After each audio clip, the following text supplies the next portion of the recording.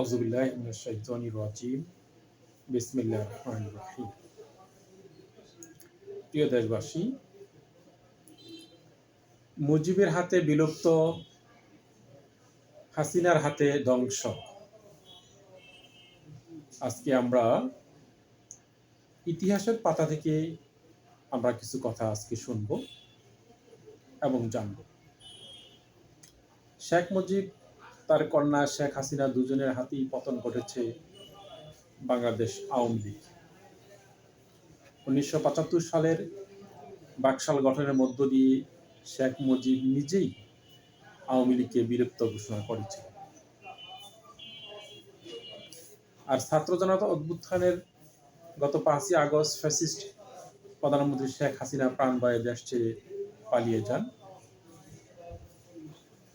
এরপর ভারতে বসে অনলাইন শেখ হাসিনা বিভিন্ন ধরনের উস্কানি বক্তব্য দিয়ে আসছেন। পাশাপাশি দেশের অবস্থানরত দলের নেতারা সন্ত্রাসী কর্মকাণ্ডে লিপ্ত রয়েছে। এছাড়া চলমান বিচার কার্যের বাধা সৃষ্টির অপচেষ্টার জের অন্তর্বর্তী সরকার গতকাল সোমবার আওয়ামী লীগের দলীয় সকল কার্যক্রম নিষিদ্ধ ঘোষণা করে। শেখ হাসিনার প্রণীত সন্ত্রাস দমন আইনের অধীনেই দলটির কার্যক্রম নিষিদ্ধ করা হয়। আওয়ামী লীগ ছাড়াও দলটির সব অঙ্গ সংগঠন, সহযোগী সংগঠন ও ভাতৃপ্রতিম সংগঠন কার্যক্রম নিষিদ্ধ করা হয়েছে। আন্তর্জাতিক অপরাধ ট্রাইব্যুনাল বিচার কার্য সম্পন্ন না হওয়া পর্যন্ত এই নিষেধাজ্ঞা কার্যকর থাকবে। এ সময় দলটির পক্ষে কোনো ধরনের প্রকাশনা, গণমাধ্যম, অনলাইন, সামাজিক যোগাযোগ মাধ্যম, কোনো ধরনের প্রচারণা, মিছিল, মিটিং, সমাবেশ, সম্মেলন আয়োজন, কর্মকাণ্ড পরিচালনা করতে পারবে না। মাওলানা আব্দুল হামিদ খান ভাসানীর হাত ধরে দেশের অন্যতম প্রাচীন রাজনৈতিক দল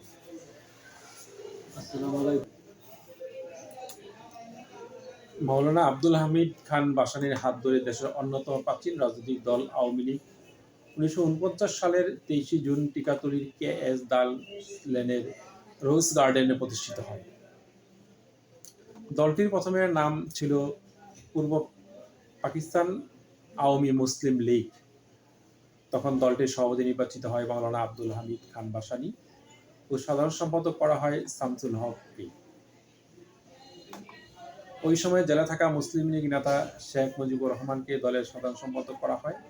1952 সালে দলের সাধারণ সম্পাদক শামসুল হককে অসুস্থ দেখিয়ে শেখ মুজিবকে ভারপ্রাপ্ত সাধারণ সম্পাদক করা হয়। পরের বছর 1953 সালের সম্মেলনে শেখ মুজিবকে পরিপূর্ণ সাধারণ সম্পাদকের দায়িত্ব দেওয়া হয়। 1955 সালে মুসলিম লীগ শব্দটি বাদ দিয়ে পূর্ব পাকিস্তান আওয়ামী লীগ নাম ধারণ করে। নাম পরিবর্তন নিয়ে এই সময় দলের মধ্যে একটা বিরোধ তৈরি হয়। এদিকে পাক মার্কিন সামরিক চুক্তির প্রেক্ষাপটে সৃষ্টির বিরুদ্ধে 1957 সালে দলটির সভাপতি মাওলানা ভাসানী আওয়ামী লীগ ত্যাগ করে ন্যাশনাল আওয়ামী লীগ ন্যাপ গঠন করে। এদিকে শেখ মুজিব 1966 সালের পর্যন্ত দলের সাধারণ সম্পাদকের দায়িত্ব পালন করেন। এর আগে 1958 সালের 7ই অক্টোবর পাকিস্তানের সামরিক শাসন জারি হলে অন্যান্য দলের মতো আওয়ামী লীগ দলীয় কার্যক্রম নিষিদ্ধ আওতায় পড়ে।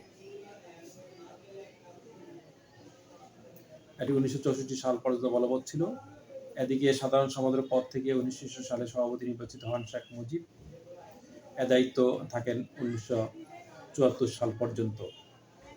এ সময় দলের সভাপতি ও প্রধানমন্ত্রী একই ব্যক্তি হবেন না এমন সিদ্ধান্ত হলে শেখ মুজিব আওয়ামী লীগের সভাপতি পদ ছেড়ে দেন, যার ফলে 1974 সালে HM কামরুজ্জামান দলের সভাপতি দায়িত্ব পালন করেন। পরবর্তীতে স্বাধীন দেশের নানা অনিয়ম, দুর্নীতি, দুর্ভিক্ষ, বিভিন্ন কারণে শেখ মুজিব গণতান্ত্রিক ব্যবস্থা ছেড়ে একদলীয় শাসন ব্যবস্থা চালু করে। 1975 সালের 25শে জানুয়ারি সব রাজনৈতিক দল বিলুপ্ত করে একদলীয় শাসন ব্যবস্থা চালু করেন শেখ মুজিব। বাংলাদেশ কৃষক শ্রমিক আওয়ামী লীগ বাকশাল গঠন করে নিজেই আজীবন দলটিকে সভাপতি ঘোষণা করেন। এ সময় শেখ মুজিবের হাতে অন্যান্য দলের সঙ্গে আওয়ামী লীগও বিলুপ্তি হয়। 4 দিবসে এর আগে 1971 সালের 26শে মার্চ আওয়ামী লীগকে নিষিদ্ধ ঘোষণা করে পাকিস্তান সরকার। এভাবে আওয়ামী লীগ, শেখ মুজিবুর রহমান নিজেও নিজের দলকে নিষিদ্ধ করেছিল। সর্বশেষ ওনার মেয়ে এদেশের মানুষকে হত্যা লুণ্ঠন করে নিজেও দলকে নিষিদ্ধ করল। তাই ইতিহাস থেকে শিক্ষা নিয়ে আমাদেরকে আগাতে হবে, আমাদের শিক্ষা নিতে হবে।